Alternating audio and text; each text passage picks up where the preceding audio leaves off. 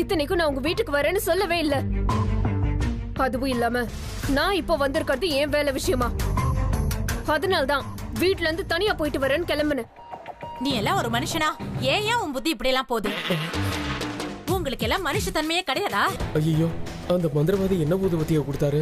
இவளை கூடிய சீக்கிரம் நான் பழைய மாதிரி மாத்தி ஆகணும். அதுக்கு என்ன பண்றது?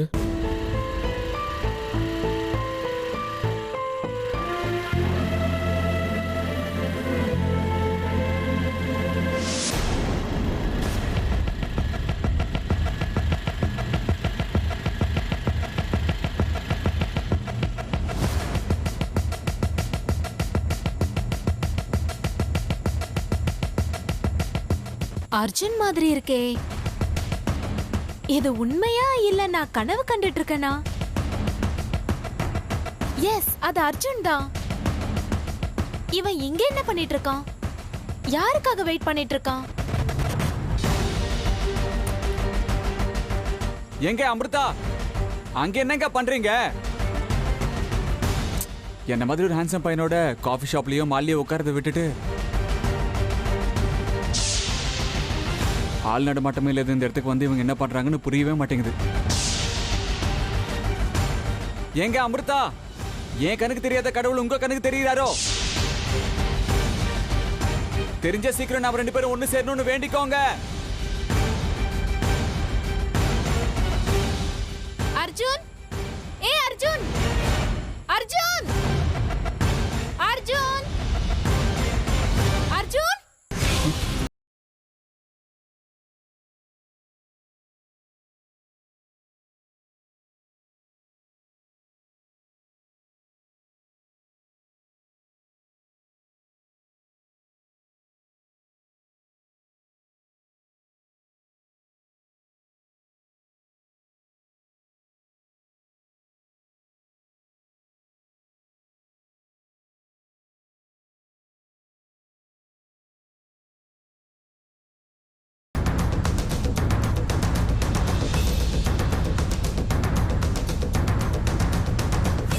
ஐயோ கடவுளே, இவ எதுக்கு இந்த நேரத்துல இங்க வந்தா? ஒருவேளை இவ என்னையும் அமிர்தாவையும் சேர்த்து வச்சு பார்த்தா என் லவ் ஸ்டோரிக்கு கண்டிப்பா இன்னைக்கே எண்டு போட்டுருவா. இவகிட்ட இருந்து தப்பிச்சே ஆகணும். அப்பதான் என் லவ் ஸ்டோரி 100 வருஷம் இருக்கும். இல்லைன்னா உடனே வீட்டுக்கு போய் ஒரு பெரிய பிரேக்கிங் நியூஸ் கொடுத்து இன்னைக்கு என் லவ் ஸ்டோரியை சாகடிச்சு அதுக்கு ஒரு பெரிய சமாதியும் கட்டிடுவா.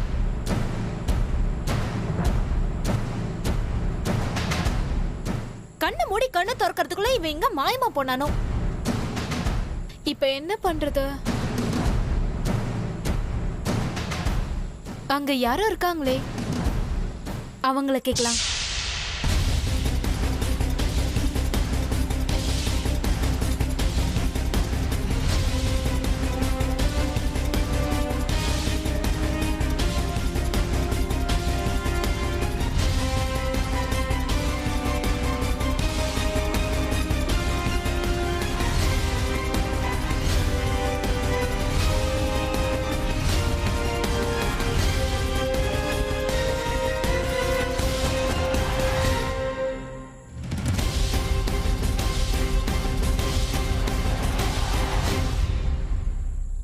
என்ன? ஒண்ணும் இல்ல. இப்ப இங்க ஒரு ஹேண்ட்ஸமான பையன் நின்னுட்டு இருந்தான். அவன் எந்த பக்கம் போனான்னு நீங்க பாத்தீங்களா? இல்ல, தெரியாது. அப்படியா? It's okay, thanks. இந்த அர்ஜுன் எங்க போனா? ஏதோ மேஜிக் பண்ற மாதிரி ஒரு செகண்ட்ல பயமாயிட்டான். ச்சே.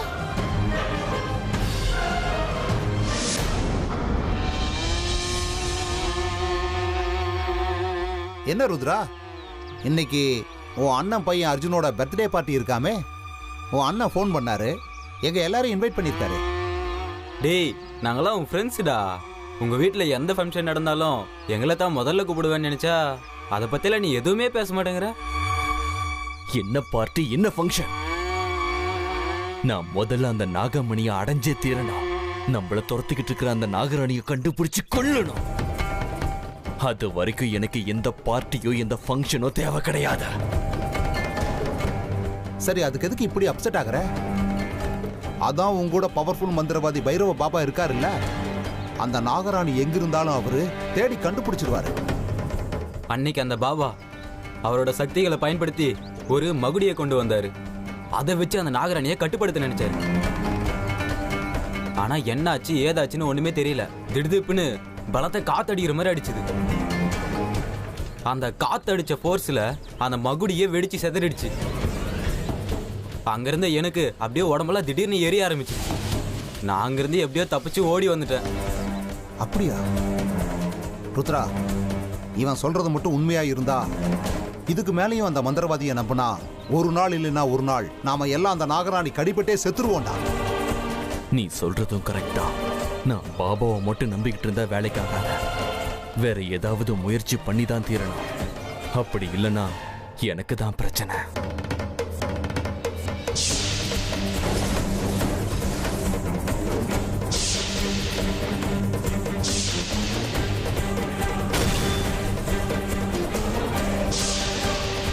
ஏதாவது ஒரு லிமிட் வரைக்கும் தான் பாபாவை நம்பணும்.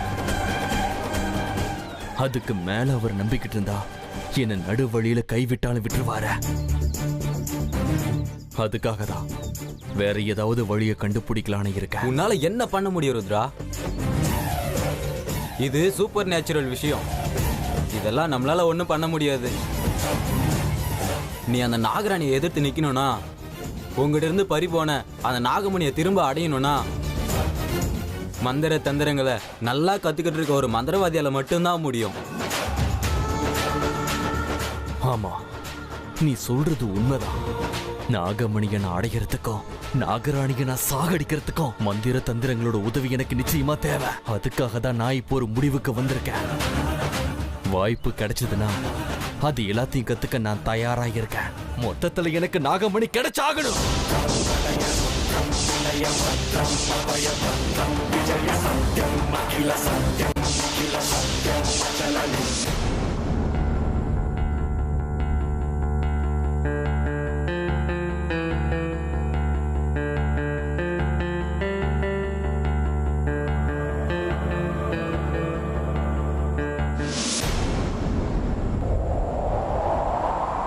எங்க அமிர்தா?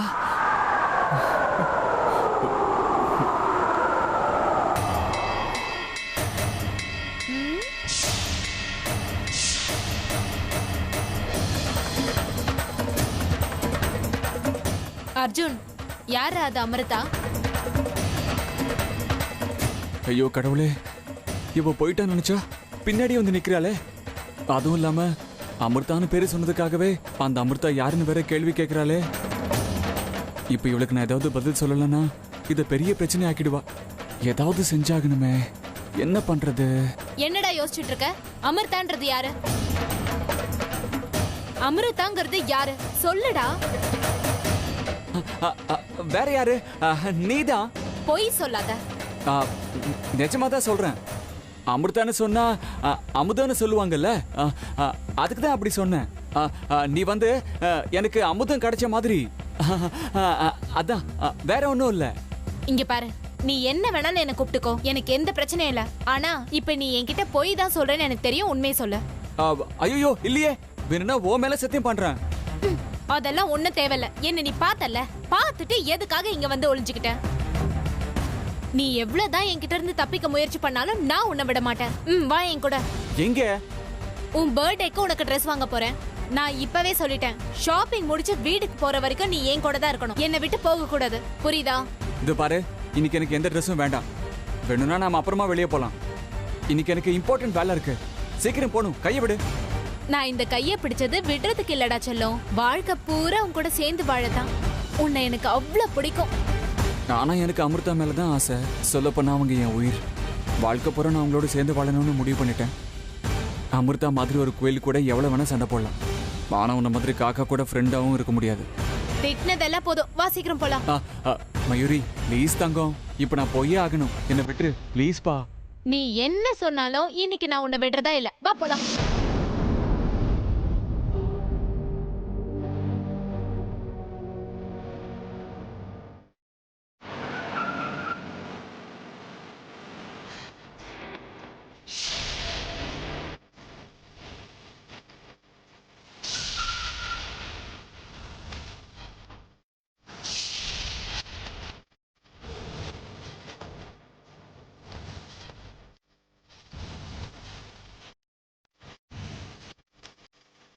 என் அப்பா அம்மாவை கொன்னுட்டு நீங்க மட்டும் நிம்மதியா வாழ்ந்துட்டு இருக்கீங்களா?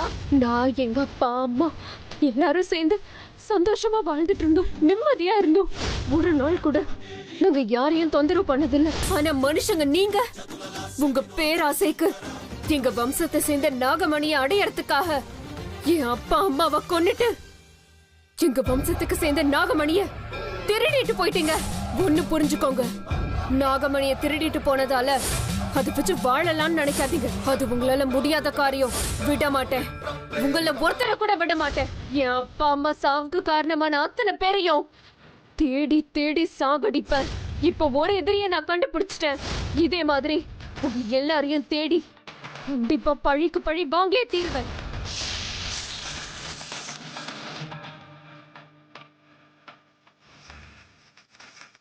கொஞ்ச நேரத்துக்கு முன்னாடிதான் இந்த பக்கமா அந்த கார் போச்சு. நான் மனுஷ உருவத்துல போனேன்னா கார் போன வேகத்துக்கு நிச்சயமா போக முடியாது. அப்படி போனா என் எதிரி இடத்த கண்டுபிடிக்க எனக்கு ரொம்ப தாமதமாயிடும். அதுக்குள்ள அந்த எதிரி தப்பிச்சாலும் தப்பிக்கலாம். அதனால என்னோட உண்மையான உருவத்துல தான் நான் போனேன். அவன் இருக்கிற இடத்த நான் கண்டுபிடிச்சே தீருவேன்.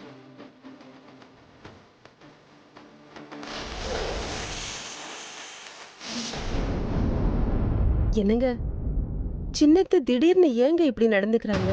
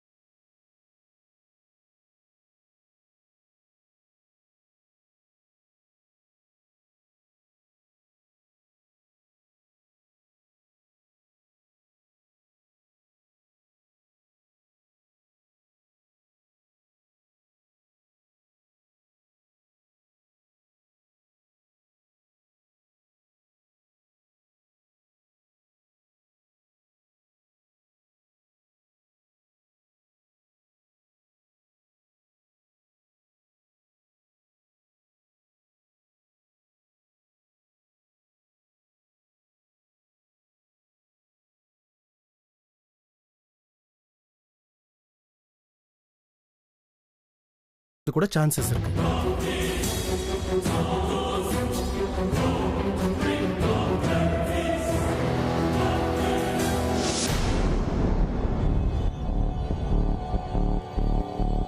என்ன கருணா, இன்னும் ஆபீஸ்க்கு போகலையா? இதோ கிளம்புறேம்மா. அதுக்கு முன்னாடி உங்ககிட்ட ஒரு விஷயம் பேசிட்டு போலான்னு வந்தேன். என்னன்னு சொல்லு. நீங்க எல்லாரும் சேர்ந்து அர்ஜுன் விஷயத்துல தப்பு பண்றீங்கன்னு தோணலையா? கருணா, நீ என்னடா சொல்ற? அர்ஜுனுக்கு கல்யாணம் பண்ணி வைக்கிறது தப்பா? ஆமா, நான் அர்ஜுனுக்கு கல்யாணம் பண்றது தப்புன்னு சொல்ல. ஆனா எல்லாருமே அர்ஜுனுக்கிட்ட ஒரு வார்த்தை சொல்லாம மயூரிக்கு அவனுக்கு கல்யாணம் பண்ணணும்னு முடிவு பண்ணிட்டீங்க. இதுல அர்ஜுனுக்கு விருப்பம் இருக்கா இல்லையான்னு யாராவது கேட்டீங்களா? அவனை எதுக்காகடா கேட்கணும்? அர்ஜுன் சின்ன வயசுல இருந்தே மயூரிய பாத்துக்கிட்டு இருக்கான். 2 பேரும் காலேஜ்ல இருந்தே ஒன்னா படிச்சவங்க. எல்லாத்துக்கு மேல நல்ல ஃப்ரெண்ட்ஸ் கூட. ஒருத்தர் நல்லா புரிஞ்சு வச்சிருக்காங்க. இப்படிப்பட்டவங்க கல்யாணம் பண்ணிக்கிட்டா அவங்க நல்லா தானே வாழ்வாங்க? 2 பேரும் ஒன்னா படிச்சவங்க தான், ஃப்ரெண்ட்ஸ் தான். ஒருத்தருக்கு ஒருத்தர் நல்லா புரிஞ்சு வச்சிருக்காங்க. எல்லாம் சரியா இருக்கு. ஆனா ஃப்ரெண்ட்ஸா இருக்கிறவங்க எல்லாரும் கல்யாணம் பண்ணிக்கணும்னு அவசியம் இல்லையா? ஆமா, இந்த ஃப்ரெண்ட்ஷிப் வேற, கல்யாணங்கிறது வேற. க்ளோஸ் ஃப்ரெண்ட்ஸா இருக்கிறவங்களாம் புருஷன் பொண்டாட்டியா ஆகவே முடியாதுமா. ஒவ்வொருத்தருக்கும் அவங்களுக்குன்னு 1008 கனவுகள் இருக்கும். இப்ப எப்படி மயூருக்கு அர்ஜுனை கல்யாணம் பண்ணிக்கணும்னு ஆசை இருக்கோ, அதே மாதிரி அர்ஜுனுக்கும் எப்படி இருக்கும்னு தெரியும். அவன் மனசுல என்ன இருக்குன்னு தெரிஞ்சுக்கிறது முக்கியம் இல்லையா? நீ சொல்றது ஒரு வகையில நிஜம்தாண்டா. சரி விடு, அவனையும் ஒரு வார்த்தை கேட்டா போகுது. அம்மா, அது அப்படி இல்ல. நீங்க மயூரி ஜாதகத்தை ஜோசியர்கிட்ட போய் காட்டிட்டு திரும்பி வந்து மயூரி கிட்ட ஜாதகம் 2 நல்லா பொருந்ததுன்னு ரொம்ப சந்தோஷமா சொல்லிட்டீங்க. அதுக்கப்புறம் மயூரி அர்ஜுனை கல்யாணம் பண்ணியே தீர்வேன்னு ஆசையை வளர்த்துக்கிட்டு இருப்பா. இஷ்டத்துக்கு என்னென்னமோ கனவு காண ஆரம்பிச்சிருப்பா. இந்த நேரத்துல அர்ஜுன் வந்து எனக்கு அவளை கல்யாணம் பண்ணிக்க விருப்பம் இல்ல, நான் வேற ஒரு பொண்ணை விரும்புறேன்னு சொல்லிட்டான்னா என்ன பண்ணுவீங்க?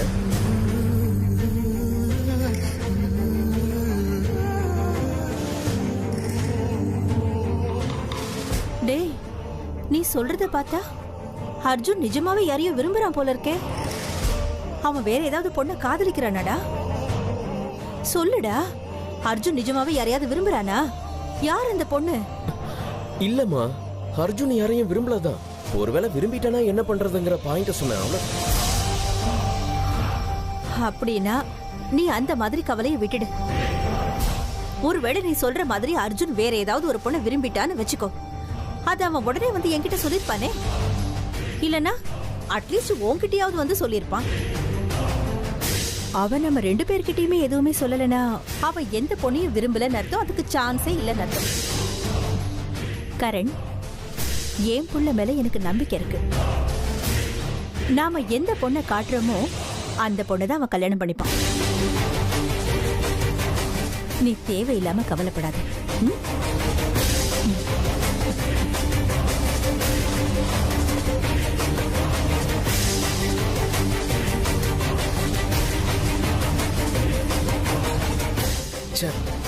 இந்த அர்ஜுன் எல்லா விஷயத்தையும் ரகசியமாவே பண்றான்.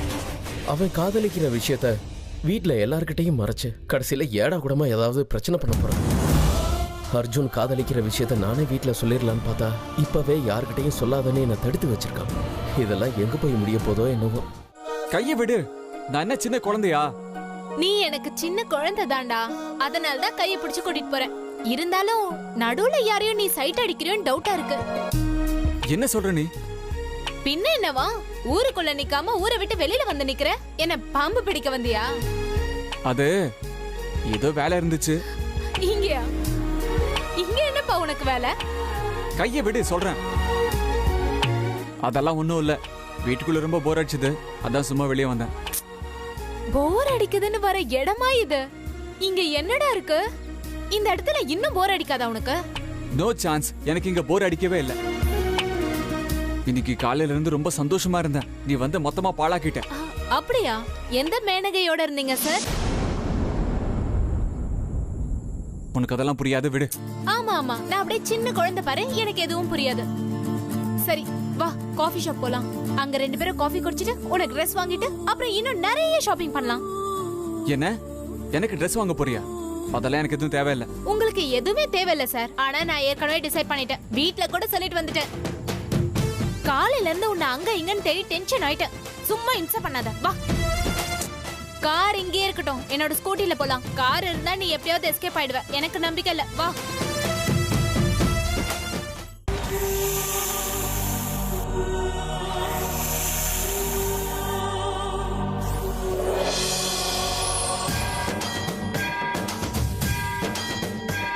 கடவுளே, என் எதிரியோட அறிகுறி காட்டினது நீதான். அவன் போன திசையை நோக்கி நான் இவ்வளவு தூரம் வந்துட்டேன். ஆனா இதுக்கு மேல அவன் எங்க போனான்னு எனக்கு தெரியல. ஒவ்வொரு தடவையும் அவங்க என்கிட்ட இருந்து தப்பிச்சுக்கிட்டே இருக்காங்க. ஏன் இப்படி? இல்ல, இனிமே அந்த கெட்டவங்க என்கிட்ட இருந்து தப்பிக்கிற வாய்ப்பை நீ கொடுக்க கூடாது. அவங்க என்கிட்ட வந்து சிக்கிற மாதிரி பண்ணு. அவங்க இங்க இருந்து எந்த பக்கம் போனாங்கன்னு காட்டு. காட்டு பரமேஸ்வரா.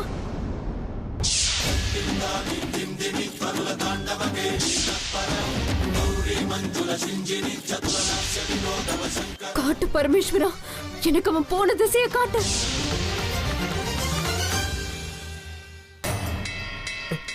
பாபா, பாபா, நடக்க கூடாதது நடந்து போச்சு. நீங்க தான் இப்ப எங்களை காப்பாத்தணும். என்ன நடந்தது? அந்த ஊதுபத்தி ஏதாவது விளைவுகளை ஏற்படுத்திச்சா? அந்த பொண்ணு வீட்டை விட்டு போனாளா?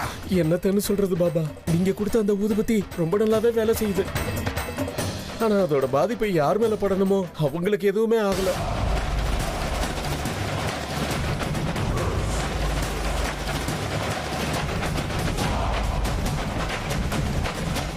என்ன, அந்த பொண்ணுக்கு எந்த பாதிப்பையும் ஏற்படுத்தலையா? அதோட பாதிப்பு வேற யாருக்கு உண்டாச்சு? என் பொண்டாட்டி மேல. இப்ப அவளோட கேரக்டர் அப்படியே தலைகீழாயிடுச்சு. அவ பேசுறதெல்லாம் பார்க்கும்போது அந்த பொண்ணுக்கு பதிலா நாங்களே வீட்டை விட்டு வெளியில போயிருவோம் போட்டிருக்க அந்த நிலைமை ஏற்பட்டுருச்சு. எப்படியாவது நீங்க வந்து என் பொண்டாட்டியை காப்பாத்தி கொடுக்கணும் பாபா. முடியாதுன்னு சொல்லாதீங்க. அப்படி நடக்க வாய்ப்பே கிடையாது. என்ன நடந்ததுன்னு எனக்கு தெளிவா சொல்ல. பாபா, நீங்க சொன்ன மாதிரியே அந்த ஊதுபத்தியை எடுத்துக்கிட்டு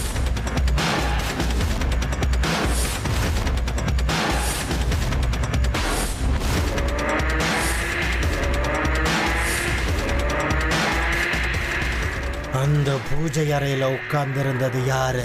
அது உறவு முறையில அவன் எனக்கு பேத்தி ஆகணும். சொந்த பேத்தியா? சொந்தம் கிடையாது, எங்க வம்சமும் கிடையாது, எங்க ரத்தமும் கிடையாது.